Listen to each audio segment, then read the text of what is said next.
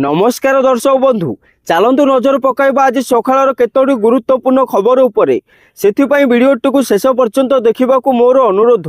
वीडियोटी भल लगिले वीडियोटी को लाइक करी चैनल को सब्सक्राइब करी कमेंट माध्यम रे जणातु आपण माने आम वीडियो केउ जिल्लारू देखुछंती।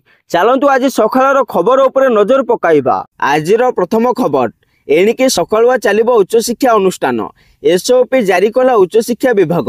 सेपटे ग्रीष्म प्रभाव को दृष्टि रखी सकाळुआ क्लास और परीक्षा करने को निर्देश दिया जाइछि। प्रचुर परिमाणर पानीय जल और ओआरएस मौजूद रखा निर्देश दिया जाइछि। ग्रीष्म प्रभाव मुकाबिला कॉलेज और परीक्षा केन्द्र रे फास्ट एड किट रखाजिबो। ताहासह ग्रीष्म प्रभाव मुकाबिला एसओपी पालन तदारख स्क्वाड गठन हेबो। एने राज्यर सबु विश्वविद्यालय कुल सचिव और कॉलेज अध्यक्ष को उच्च शिक्षा विभाग चिठी लिखि निर्देश देइछि। परवर्ती खबर छात्र छात्री खुशी खबर कारण छात्र छात्री मान पुष्टि साधन सुनिश्चित करने मुख्यमंत्री पोषण योजना अधीन मध्याह्न भोजन कार्यक्रम अंतर्भुक्त समस्त छात्र छात्री को सप्ताह को गोटे अतिरिक्त अंडा और 3टी प्रोटीन आयरन भरपूर लड्डू जोगाई दिया सहित रोषिया तथा सहायिका मानक मासिक पारितोषिक राशि को वृद्धि करने को निष्पत्ति होईछि बोली खबर मिली। परवर्ती खबर 3 वर्षर स्कूल जीवे पिला आरंभ हेबो बाल बाटिका। सेपटे बजेट रे बाल बाटिका पई अनुदान मिली। एथर बजेट रे शिक्षा को मिली अधिक गुरुत्व। शिक्षा पई 31,185 कोटी व्यय बराद करा जाइछि। तेणु आसंता शिक्षा वर्षर 45,000 प्राथमिक विद्यालय रे बाल बाटिका कार्यकारी हेबो। 3 वर्षर विद्यालय जीवे पिला एथिपई विभाग पक्षर प्रस्तुति आरंभ होईछि। आउ भित्तिभूमि पई कोनोसी असुविधा हेबो नाही बोली मध्य जणा पड़िछि। परवर्ती खबर वर्षकर मुंड पिछा 8,000 टंका हेला वृद्धि। सेपटे 24 वर्ष रे बीजेडी सरकार जहा करि पारि नथिले ताहा 9 मासर होई पारिछि बोली बीजेपी नेता सरकार मंत्री माने कहूथिबा कथा वास्तवतः सत्यर परिणत होईछि। कारण 2024 रे बीजेडी सरकार छाड़िबा बेले राज्यर ऋण 94,000 कोटी पहुंची थिला। मात्र बीजेपी सरकार 9 मासरे 90,000 कोटी टंका ऋण करने को निष्पत्ति नहीं। गत आर्थिक वर्ष शेष बेलू राज्यवासी मुंड पिछा ऋण 20,000 थिला बेले 9 मासरे यह वृद्धि पाई 28,000 पहुंची एवं आगामी आर्थिक वर्ष शेष बेलू यह 35,000 पहुंचबो बोली आकलन करा जाउछि। परवर्ती खबर उठिजिबो भुवनेश्वर सैनिक स्कूल। हाँ आज्ञा हजार हजार सैनिक गढ़ी राज्यर प्रथम तथा स्वतंत्र परिचय प्राप्त शिक्षानुष्ठान भुवनेश्वर सैनिक स्कूल ठिकाना बदलिबो। कारण सहर भितर थिबा एही 63 वर्षीय केंद्रीय विद्यालय को उठाइबा को राज्य सरकार योजना प्रस्तुत करिसेंती। एथिपई राजधानी बाहर जगह चिन्हट करने को पूर्त विभाग स्वतंत्र सचिव खोर्धा जिलापाल को चिठी लिखिसेंती बोली खबर मिली। परवर्ती खबर राज्य में 108 भली आरंभ होगा जाऊँगी 109 सेवा। मृत व्यक्ति को हस्पिटाल नेब घर को किंबा श्मशान को। सेपटे एबे 108 रे फोन कले लोकों पाखे पहुंचुछि आंबुलांस। 20 ରୁ 30 मिनट भितर आंबुलांस पहुंचवा सह आहत और रोगी को तुरंत हस्पिटाल पहुंचाउछि। ठीक सेहीपरि राज्य में 109 सेवा आरंभ होगा जाउछि। जदि कौनसी व्यक्ति हस्पिटाल मृत्यु हुए तेबे तांको हस्पिटाल घर को किंबा श्मशान को निया जिवो। आउ एथिपई कौनसी अर्थ देबाको पड़िबो नाही। एने स्वास्थ्य मंत्री मुकेश महालिंग सूचना दैछंती। परवर्ती खबर अंगनवाड़ी पिलांक पई खुशी खबर कारण मुख्यमंत्री कहिसंती 2025 अगस्त 15 तारिख सुधा राज्यर अंगनवाड़ी केन्द्र रे नाम लिखाई 16,95,000 प्राक स्कूल पिलांकु मालती देवी प्राक विद्यालय परिधान योजना रे यूनिफॉर्म प्रदान करा जिवो। तेबे एही योजना पई 85 कोटी टंका व्यय बराद ने मुख्यमंत्री घोषणा करिसंती। परवर्ती खबर टंकाड़े टमाटो किले चिंतार चाषी। सेपटे बलांगीर जिला आगलपुर चाषी को कलबल करुछि टमाटर अभाव बिक्री।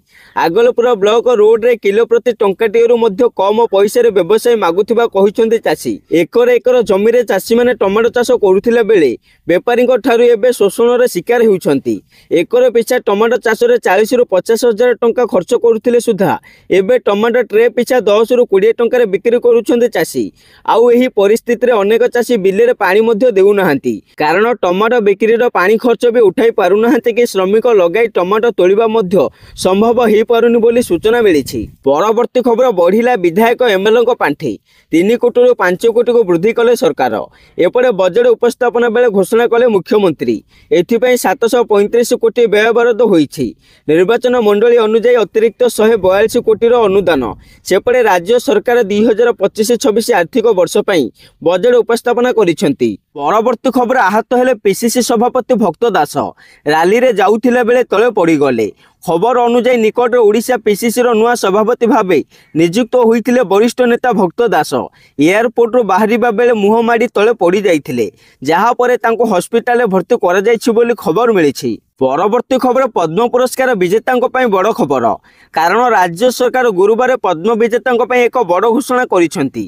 ପଦ୍ମ ପୁରସ୍କାର ବିଜେତାଙ୍କୁ ରାଜ୍ୟ ସରକାର ମାସିକ 30,000 ଟଙ୍କା ସହାୟତା ରାଶି ପ୍ରଦାନ କରିବେ। ସୋମବାର ଆର୍ଥିକ ବର୍ଷ 2025-26 ପାଇଁ ବଜେଟ୍ ଉପସ୍ଥାପନା କରାଯାଇଛି। ସେପଟେ ଚଳିତ ବର୍ଷ ବଜେଟ୍ରେ ଓଡ଼ିଆ ଅସ୍ମିତାକୁ ସ୍ଥାନ ଦିଆଯାଇଛି। ତେଣୁ ଆଗାମୀ ଆର୍ଥିକ ବର୍ଷ ପାଇଁ ସରକାର ଓଡ଼ିଆ ଭାଷା, ସାହିତ୍ୟ ଓ ସଂସ୍କୃତି ପାଇଁ 482 କୋଟି ଟଙ୍କା ବ୍ୟୟବରାଦ କରିଛନ୍ତି ବୋଲି ଖବର ମିଳିଛି। ପରବର୍ତ୍ତୀ ଖବର କିଟ୍ ବିଶ୍ୱବିଦ୍ୟାଳୟକୁ ନେଇ ଆସିଲା ବଡ଼ ଖବର, କାରଣ କିଟ୍ ଛାତ୍ରୀ ମୃତ୍ୟୁ ମାମଲାରେ କିଟ୍ ବିଶ୍ୱବିଦ୍ୟାଳୟ କର୍ତ୍ତୃପକ୍ଷ ଦୁଃଖ ପ୍ରକାଶ କରିବା ସହ ସଫେଇ ଦେଇ କହିଛନ୍ତି ଯେ ତଦନ୍ତ ପରେ 2 ସିକ୍ୟୁରିଟି ଗାର୍ଡଙ୍କୁ ତୁରନ୍ତ ବହିଷ୍କାର କରାଯାଇଛି। ଏହା ସହିତ ହଷ୍ଟେଲ ଦାୟିତ୍ୱରେ ଥିବା 2 ଅଧିକାରୀଙ୍କୁ ନିଲମ୍ବନ କରାଯାଇଛି। କିଟ୍ କ୍ୟାମ୍ପସରୁ ଯାଇଥିବା ଛାତ୍ରଛାତ୍ରୀଙ୍କୁ ତୁରନ୍ତ ହଷ୍ଟେଲ ଅଣାଯାଇଛି। ଏହି ଘଟଣା ଅତ୍ୟନ୍ତ ଦୁର୍ଭାଗ୍ୟଜନକ ଏବଂ ଏଥିପାଇଁ କିଟ୍ ଦୁଃଖିତ ବୋଲି କୁହାଯାଇଛି।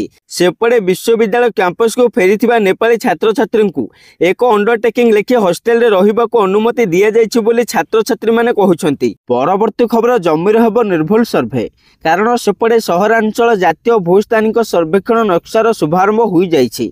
ଦେଶରେ 152ଟି ସହର ଏଥିରେ ସ୍ଥାନ ପାଇଥିଲା ବେଳେ ଓଡ଼ିଶାରୁ ଖୋର୍ଦ୍ଧା, ଜଟଣୀ, ଝାରସୁଗୁଡ଼ା ଓ ବାରିପଦା ସ୍ଥାନ ପାଇଛି। ଭାରତ ସରକାରଙ୍କ ସର୍ବେକ୍ଷଣ ସଂସ୍ଥା ସର୍ଭେ ଅଫ୍ ଇଣ୍ଡିଆ ଆନୁକୂଲ୍ୟରେ ମଧ୍ୟପ୍ରଦେଶରୁ କେନ୍ଦ୍ର କୃଷି ଓ କଲ୍ୟାଣ ମନ୍ତ୍ରୀ ଶିବରାଜ ସିଂହ ଏହାର ଉଦ୍ଘାଟନ କରିଥିଲା ବେଳେ ଖୋର୍ଦ୍ଧା ଜୟୀରାଜଗୁରୁ ଭବନଠାରେ ରାଜସ୍ୱ ବିପର୍ଯ୍ୟୟ ପ୍ରଶାସନ ମନ୍ତ୍ରୀ ସୁରେଶ ପୂଜାରୀ ଏହାର ଉଦ୍ଘାଟନ କରିଛନ୍ତି। ପରବର୍ତ୍ତୀ ଖବର କିଟ୍ରେ ଛାତ୍ରୀଙ୍କ ଆତ୍ମହତ୍ୟା ଘଟଣାରେ ହସ୍ତକ୍ଷେପ କଲେ ନେପାଳ ପ୍ରଧାନମନ୍ତ୍ରୀ। ସେପଟେ କିଟ୍ କ୍ୟାମ୍ପସ ହଷ୍ଟେଲରେ ଜଣେ ବିଦେଶୀ ଛାତ୍ରୀଙ୍କ ଆତ୍ମହତ୍ୟା ଘଟଣାକୁ ନେଇ ଅସନ୍ତୋଷ ତେଜିଛି। ତେଣୁ ବର୍ତ୍ତମାନ କିଟ୍ ଛାତ୍ରୀ ମୃତ୍ୟୁ ଘଟଣାରେ ନେପାଳ ପ୍ରଧାନମନ୍ତ୍ରୀ ହସ୍ତକ୍ଷେପ କରିଛନ୍ତି। ଦିଲ୍ଲୀସ୍ଥିତ ଦୂତାବାସରୁ 2 ଅଫିସର ଓଡ଼ିଶା ଆସୁଥିବା ପ୍ରଧାନମନ୍ତ୍ରୀ ସୂଚନା ଦେଇଛନ୍ତି। ଏହା ସହିତ ସେମାନଙ୍କର ପସନ୍ଦ ଅନୁସାରେ ସେମାନେ ହଷ୍ଟେଲରେ ରହିବେ ନା ଘରକୁ ଫେରିବେ ବିକଳ୍ପ ନିଶ୍ଚିତ କରିବା ପାଇଁ ବ୍ୟବସ୍ଥା କରାଯାଇଛି ବୋଲି ପ୍ରଧାନମନ୍ତ୍ରୀ କହିଛନ୍ତି। ଆଉ ଅନ୍ୟପଟେ ଏହି ଘଟଣା ଦୁର୍ଭାଗ୍ୟଜନକ କହିଛନ୍ତି ମନ୍ତ୍ରୀ ସୂର୍ଯ୍ୟବଂଶୀ। ପରବର୍ତ୍ତୀ ଖବର ବଜେଟ୍ରେ କନ୍ୟା ବିବାହ ଯୋଜନା ଆଣିଲେ ମୁଖ୍ୟମନ୍ତ୍ରୀ। ଏଣିକି ଗରିବ ପରିବାର ଝିଅଙ୍କ ବିବାହ କରିବେ ରାଜ୍ୟ ସରକାର। ଏଥିପାଇଁ ରାଜ୍ୟ ବଜେଟ୍ରେ 12 କୋଟିର ବ୍ୟୟ ବରାଦ କରିଛନ୍ତି ମୁଖ୍ୟମନ୍ତ୍ରୀ ମୋହନ ଚରଣ ମାଝୀ।